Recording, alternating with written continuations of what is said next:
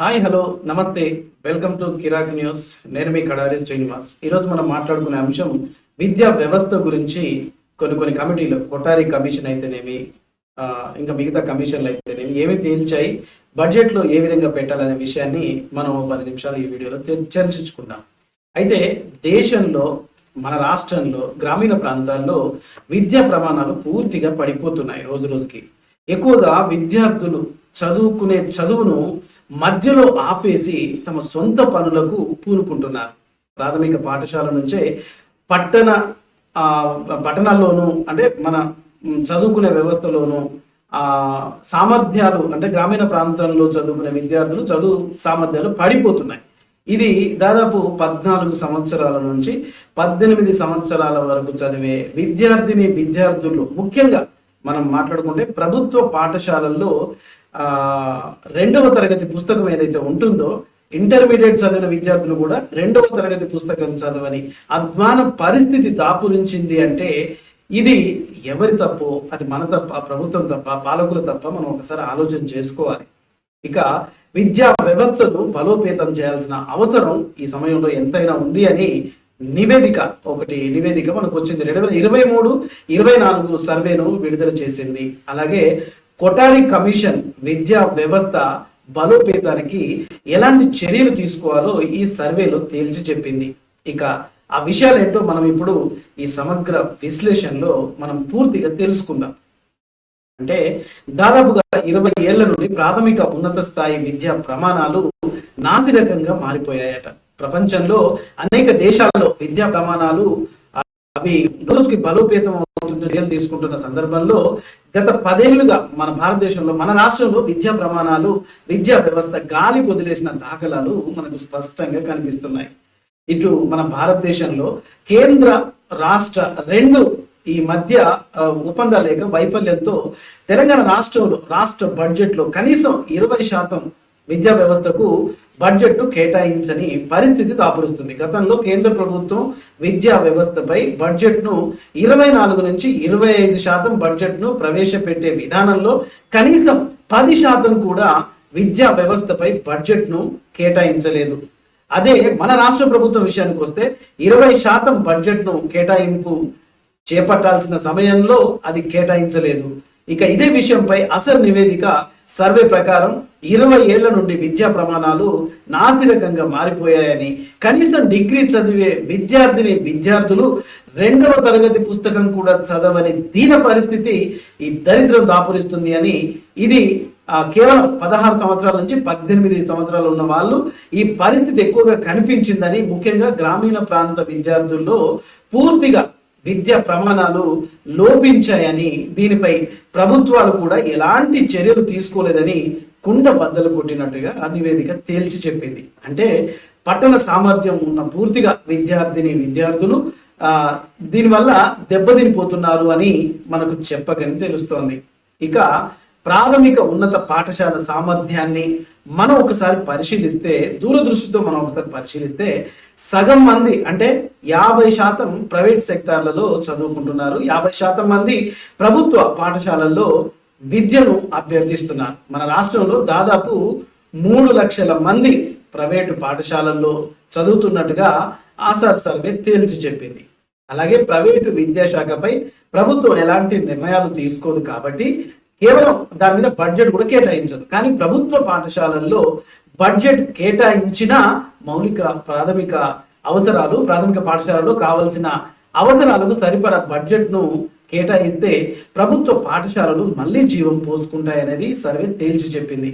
కానీ మన రాష్ట్రంలో గత 10 ఏళ్లుగా మండల విద్యా అధికారులు కానీ, డిప్యూటీ ఎడ్యుకేషనల్ ఆఫీసర్లు కానీ, అంటే ఎంఈఓ, డిఓ లాంటి ఎన్నో పోస్టులు ఖాళీగానే పడున్నాయి. దానిపై ఎలాంటి నిర్ణయం కూడా తీసుకోలేదు. అంటే విద్యా వ్యవస్థపై ప్రభుత్వం జవాబుదారీతనం లేకుండా పోయింది అనే దానికంటే లోపించింది అని చెప్పవచ్చు. ఎందుకంటే ఒక వ్యక్తి యొక్క ఉన్నత ప్రమాణాలు, జీవన ప్రమాణాలు కానీ, సంస్కారం కానీ, జీవన విధానం కానీ మార్చే విద్య 4 గోడల మధ్య ఉంటుంది. కానీ నేటి సమాజానికి అలాంటి విద్య తలవంపులు తీసుకొస్తుందనడంలో ఎలాంటి సందేహం లేదు. ఈ సందర్భంలో 2024 సంవత్సరంలో 14 సంవత్సరాల నుంచి 18 సంవత్సరాల వయసు గల విద్యార్థులు ఎక్కువగా 9వ తరగతి 10వ తరగతి 12వ తరగతి చదువుతున్న విద్యార్థులు వాళ్ళలో పఠనాసక్తి పూర్తిగా తగ్గిపోయి గణిత సామర్థ్యం కూడా పూర్తిగా దెబ్బతిందని, చదువు సగం మధ్యలోనే ఆపేస్తున్నారని సర్వేలు చెప్తున్నాయి. ఇక 2021 నూతన విద్యా సంవత్సరం పూర్తిగా డొల్లతనంగా మారిపోయింది. లేనిది ఉన్నట్టు చెప్పడం, ఉన్నది లేదని చెప్పడం. అలాగే ప్రభుత్వ రంగంలో ప్రమాణాలు పూర్తిగా పడిపోయాయని సర్వేలు చెప్తున్నారు. 34,783 మందిని ఈ నివేదిక 14 సంవత్సరాల నుంచి 18 సంవత్సరాల వయసు గల విద్యార్థినులను 8 కోట్ల మందిని సర్వే చేసి ఈ విషయాలన్నీ నిర్వహించింది. ఆషామాషి సర్వే కాదు. ఈ సర్వే 28 జిల్లాల్లో 26 రాష్ట్రాల నుంచి విద్యా ప్రమాణాలు ఎలా ఉన్నాయని తేల్చి వేయడానికి అస్సార్ నివేదిక ఈ సర్వేను చేపట్టి దానివల్ల తగు చర్యలు కూడా తీసుకోవాలని ప్రభుత్వానికి ఒక నివేదికను కూడా సూచించింది. అంటే మన భారతదేశం అన్ని దేశాల్లో కల్లా యువత ఎక్కువగా ఉన్న దేశం మన భారతదేశం. అందుకే యువ దేశంగా మన భారతదేశాన్ని మనం గొప్పగా అభివర్ణించుకోవచ్చు, తప్పలేదు. కానీ మన దేశంలో 87% యువత ఏదైతే ఉన్నారో మధ్యలో పాఠశాల విద్యను వదిలేసి కుటుంబ పనులకి అలవాటు పడిపోయి వ్యవసాయానికి చేయాలని పూనుకుంటున్నారు. ఇతర పనికి 13% మంది విద్యార్థులు కుటుంబ పోషణకు తల్లిదండ్రులకు ఆసరాగా మారిపోతున్నారు. మొత్తానికి చూస్తే 90% మంది విద్యార్థులు కుటుంబాలు సాయం చేయడానికి జీవితాలను చదువు వైపు దృష్టి సారించకుండా వ్యవసాయము కూలి పనులకు అలవాటు పడిపోతున్నారు. ఇదెక్కడి విద్యా ప్రమాణాలు, ఇదెక్కడి విద్యాశాఖ? ఈ బడ్జెట్ ఏమైపోతుంది? ఇలా కుటుంబ అవసరాల కోసం విద్యను మధ్యలోనే వదిలేసి అడవి పనికి ఆహారం పథకంకు అలవాటు పడిపోతున్నారు విద్యార్థులు. వారి యొక్క మేధో వికాసం కూడా పెడదోవ పట్టి అనేక అసాంఘిక కార్యక్రమాలకు కూడా పూనుకుంటున్నారు యువత. గత 2.5 దశాబ్దాలుగా మనం విద్యా ప్రమాణాలు, బోధన మూల్యాంకనాలు చిన్న భిన్నం అయిపోయాయి.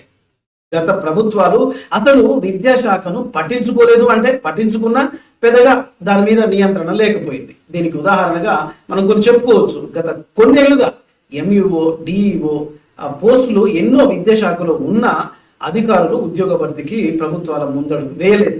కేవలం ప్రభుత్వ అధికారులు విద్యాశాఖలో మూల్యాంకనాల కోసమైనా సరే, విద్యా ప్రమాణాల కోసమైనా సరే, కేవలం కొన్ని యాప్ల మీద ప్రభుత్వం అధికారులు మనుషులు ఆధారపడి ఉంటున్నారు. అంటే మనుషులు చేయాల్సిన పనిని యంత్రాలకు వదిలేసి విద్యార్థులను, విద్యా వ్యవస్థను గాలికి వదిలేశారు.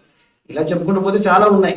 విద్యాశాఖలో పనిచేస్తున్న టీచర్స్కి 15 సంవత్సరాలలో జీతాలు కూడా సరిగ్గా రాని పరిస్థితి, పదోన్నతి లేక దాదాపు 8 ఏళ్లుగా విద్యాశాఖలో ప్రజలకు జవాబుదారీతనం లేకుండా పోయింది ప్రభుత్వం. ఇక ఈ సర్వే రిపోర్టులు అయితేనేమి ఎన్ని చేసినా ఇదే విషయాన్ని తేడతెల్లం చేస్తున్నాయి. కేవలం ప్రభుత్వ అధికారులు యాప్ల మీదనే, శిక్షణ పొందుతున్న టీచర్స్ మీదనే, కొంతమంది మీదనే ఈ విద్యా వ్యవస్థ నడుస్తుంది అని చెప్పడంలో ఎలాంటి సందేహం లేదు.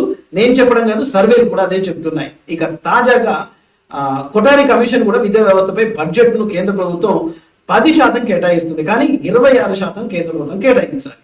అదే మన రాష్ట్ర ప్రభుత్వం 20% బడ్జెట్ను ప్రవేశపెట్టాల్సిన సమయంలో కేవలం 12% బడ్జెట్ని ప్రవేశపెడుతూ తూతు మంత్రంగానే విద్యా వ్యవస్థను నడిపిస్తోంది అని సాక్షాత్ కొఠారి కమిషన్ రిపోర్టులు తేల్చి చెప్పేసింది. ఇది నేను చెప్పిన విషయాలు కాదు, దయచేసి అర్థం చేసుకోండి. తాజాగా తెలంగాణ రాష్ట్రంలో కాంగ్రెస్ ప్రభుత్వం కొలువు తీరింది కాబట్టి ఈ సమయంలో కొత్త ప్రభుత్వం బడ్జెట్ను ప్రవేశపెట్టే తరుణంలో విద్యా వ్యవస్థను పూర్తిగా పట్టించుకోవాలి. మినిమం 20% బడ్జెట్ను విద్యా వ్యవస్థలో కేటాయిస్తే చాలా మంచిది. ప్రాథమిక పాఠశాల పునర్వ్యవస్థీకరణ తప్పకుండా జరిపించాలి. అలాగే గ్రామీణ ప్రాంతాల్లో, పట్టణ ప్రాంతాల్లో ఉన్న పాఠశాలలో చదువుతున్న విద్యార్థులకు వాళ్ళకి కావాల్సడానికి గ్రామీణ ప్రాంతాల్లో ప్రీ ప్రైమరీ పాఠశాలను ఏర్పాటు చేయాల్సిన అవసరం మనకి ఎంతైనా ఉంది. ఉదాహరణకు పశ్చిమ సోషలిస్టు ఆయా దేశాల్లో, అలాగే మన రాష్ట్రంలో శ్రీలంక కానీ, మన దేశంలో బంగ్లాదేశ్ కానీ, ఇలాంటి దేశాల్లో విద్యా ప్రమాణాల కోసం విద్యా వ్యవస్థను బలోపేతం చేస్తున్నారు. వాళ్ళు బడ్జెట్లో 20% కంటే ఎక్కువ బడ్జెట్ను పెడుతున్నారు. అక్కడి ప్రభుత్వాలు విద్యా వ్యవస్థపై ఖర్చు చేస్తున్నాయి కూడా. అలాగే యువతలో కూడా విద్యా ప్రమాణాలు పెంచడానికి ఎంతో కృషి చేస్తున్నాయి ప్రభుత్వాలు. కానీ మన దేశంలో ఎందుకు ఇలా వెనుకబడిపోతున్నాం, విద్యా వ్యవస్థపై వెనుకబాటుతనం ఎందుకు అనేది మనం ఒకసారి మనకి మనమే ఆలోచించుకోవాల్సిన విషయం. ఇక మన పక్కన ఉన్న కేరళ రాష్ట్రంలో ప్రభుత్వం విద్యా వ్యవస్థపై ఒక ప్రత్యేక శ్రద్ధ తీసుకొని విద్యా శిక్షణ వ్యవస్థను ఒకటి ఏర్పాటు చేసుకుంది. అలాగే దానికి కొంతమంది రిటైర్డ్ ప్రొఫెసర్లను నియమించుకుంది. ఆ వ్యవస్థకు పూర్తిగా ప్రభుత్వం స్వేచ్ఛను కల్పించింది. అంటే ప్రభుత్వం స్వేచ్ఛను కల్పించి మెరుగైన విద్య కోసం, మెరుగైన విద్యా ప్రమాణాలు కల్పించడం కోసం కేరళ రాష్ట్రంలో విద్యా ప్రమాణాలు అలా చేయడం ద్వారా మెరుగైన ఫలితాలను అవి ఆ రాష్ట్రం అందించింది. అది మనందరికీ తెలుసు. మన రాష్ట్రంలో ఎస్డిఆర్ సంస్థ ప్రకారం, చట్ట ప్రకారం విద్యా ప్రణాళికలో అనేక మార్పులు చేర్పులు కావాలని సూచించింది. కానీ ప్రస్తుతం ప్రాథమిక విద్యా పాఠశాల నుంచి ఎంఈఓ, డిఈఓ, టీచర్స్ పోస్టులు ఖాళీగా ఇంతవరకు నింపలేదు. కనీసం అకాడమిక్ క్యాలెండర్ కూడా చేయలేదు. అంటే ఎస్ఆర్టి అకాడమిక్ ఏర్పాటు చేసిన ఉపయోగం లేకుండా పోతుంది. ఎస్సీఆర్టీ యాక్ట్ ప్రకారం 33 జిల్లాల్లో 10 మంది డిఈఓలను నియమించాలి. కానీ ఆ దిశగా చర్యలు లేవు. నేషనల్ ఎడ్యుకేషన్ అచీవ్మెంట్ సర్వే ప్రకారంగా రాష్ట్రంలో విద్యా దశ పూర్తిగా మారిపోయింది అని ఆ సర్వే తేల్చి చెప్పింది. అంటే విద్యా వ్యవస్థ పూర్తిగా దాని దశ మారిపోయిందని. దీనికి ప్రధాన కారణం నిధుల కేటాయింపే.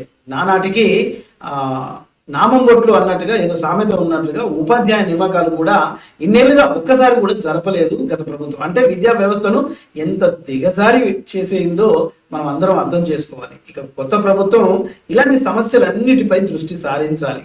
ఒక విషయం, 1957లో కేరళ రాష్ట్రంలో ఉపాధి కోసం భూ సంస్కరణలు జరిపి ప్రతి ఒక్క కుటుంబానికి అక్కడి ప్రభుత్వం వ్యవసాయ ఆధారిత భూమిని కేటాయించి తల్లిదండ్రులకు ఆర్థికంగా బలోపేతం చేసింది ఆ రాష్ట్రం. కానీ మన రాష్ట్రంలో ఏం జరుగుతుంది? భూములన్నీ కోల్పోతున్నాయి.